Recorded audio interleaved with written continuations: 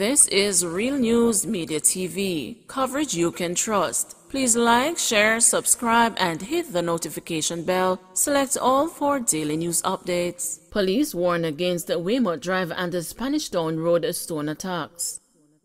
Head of the St. Andrew South Division, Senior Superintendent Kirk Ricketts, is cautioning motorists who traverse the Weymouth Drive and the Spanish Town Road intersection to be on the lookout for criminals carrying out stone attacks. Ricketts cited the issue of gang activities within the vicinity of the communities of Callaloo Mews and Rivertown Meadows. Both of those communities have serious gang issues, and as such, robberies, shootings, and so on are really some of the kinds of activities that are carried out by gangs. This area is a hot spot, he said. He noted that in the past, fewer of these incidents occurred along the main road, but within the residential areas. He pointed out that criminals will tend to try to find vulnerable targets to attack. Ricketts' warning comes after police were made aware of a motorist who shared her experience on social media of a stone attack while driving at night. The vehicle was reportedly hit by a large stone thrown from bushes,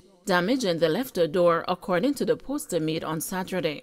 The motorist went on to plead with drivers to stay clear from the area, particularly at night. Having learned of the information on social media, we have already started to implement some mitigating measures to deal with what is possibly attempted robberies in that space, Ricketts told the news.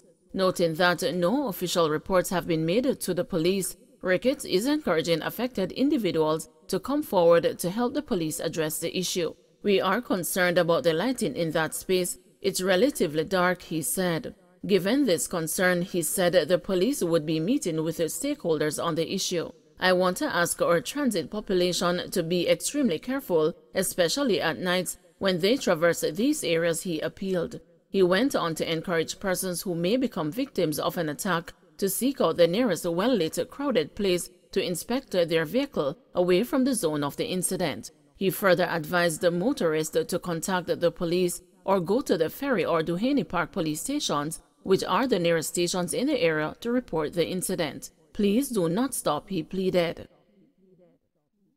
Residents and the taxi operators protesting over bad roads in Yorktown. Residents and the taxi operators in Yorktown, Clarendon, are protesting over deplorable road conditions. They are claiming that heavy-duty vehicles transporting material to Fogo Road, where a bridge is being constructed, are causing damage to roads.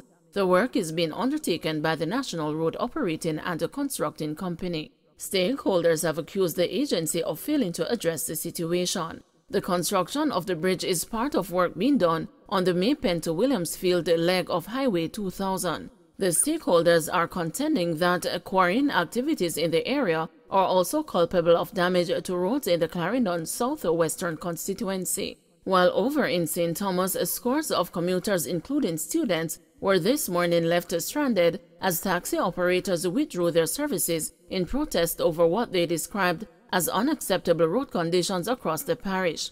The operators say that contractors on the ongoing Southern Coastal Highway project have dug up various sections of the main thoroughfare, leaving areas in a deplorable state. Though it pains taxi operator Horace, who plies the Morant Bay to Port Morant route, to see students stranded, he says he has to do what needs to get the authorities to act. St. Thomas no stay good none at all. We want development because that's good and investors will be coming in, but right now a pure precipice in the road. The man them dig up 5 miles out of the road and go and leave it. We want better than this for the people, he said.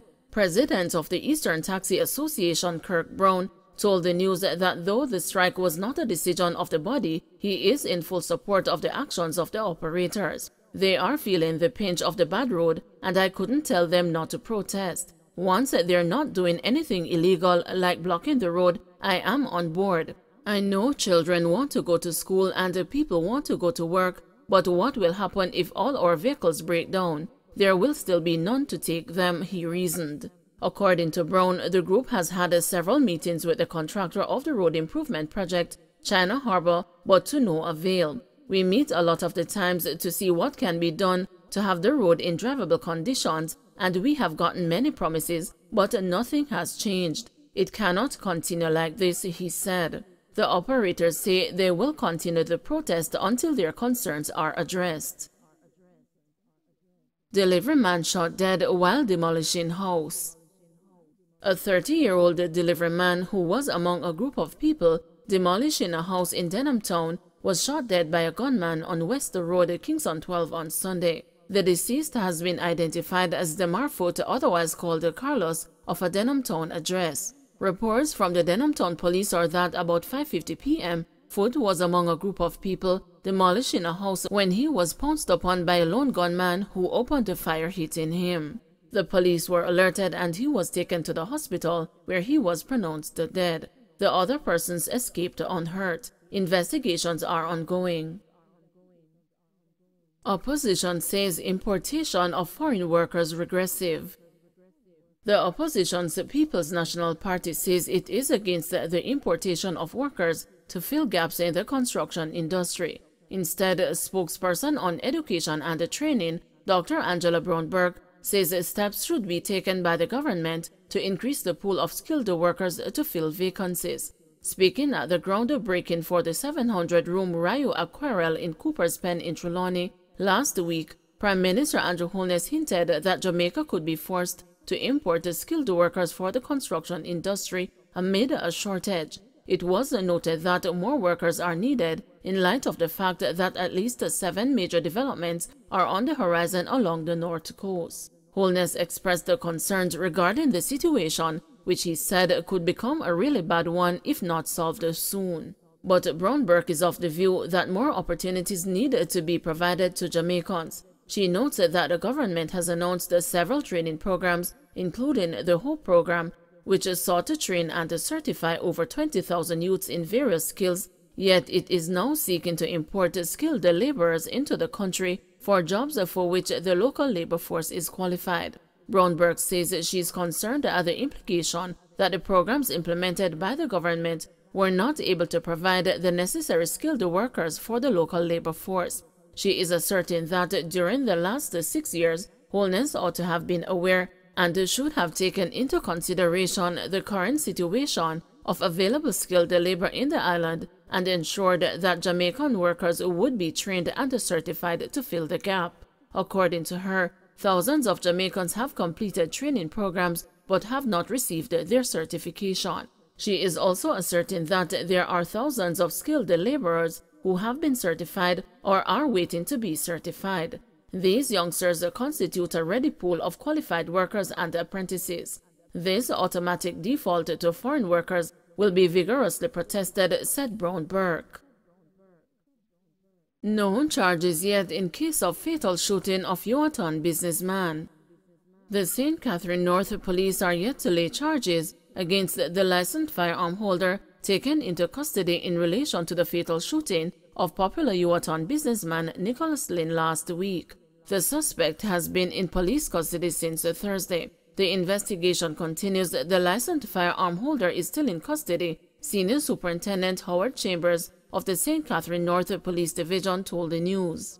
Lynn, who owned and operated the Mikey Jerk Center along the Yuatan Main Road, was reportedly shot and killed by a licensed firearm holder at his business establishment at about 10:30 p.m. last Thursday. Reports are that a dispute that started at a nearby bar ended up at Mikey's business place. The dispute intensified and the licensed firearm holder allegedly shot Lynn in the upper body, and a female worker was also shot and injured in the same incident. Chambers said that the female worker is still hospitalized but in stable condition. Police vow to find the killers of under-19 footballer.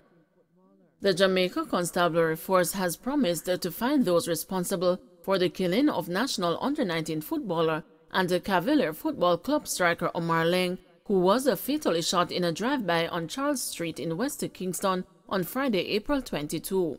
Leng was celebrating his 18th birthday when he was shot. He was also the leading goal scorer for St. Andrew Technical High School last year during the ISA Digital Manning Cup competition.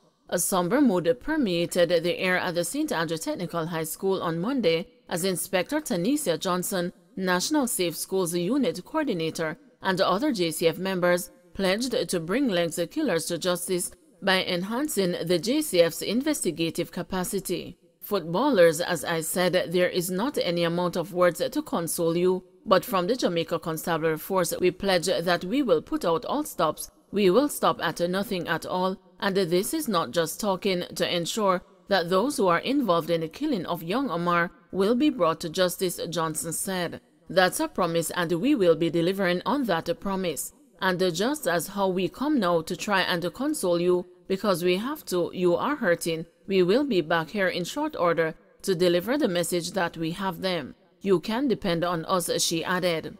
Mr. Williams, a teacher at the school, also remembered the promising football star as a leader and a trendsetter who was interested in learning. When I observed him sitting with the footballers, even when they were discussing some things that weren't so right or saying some words, I could never see Leng taking part. He was just sitting there calmly on his phone or just observing. That's Leng, someone of peace. Yes, we are gonna miss him, but we will have to be strong for each other, Mr. Williams said.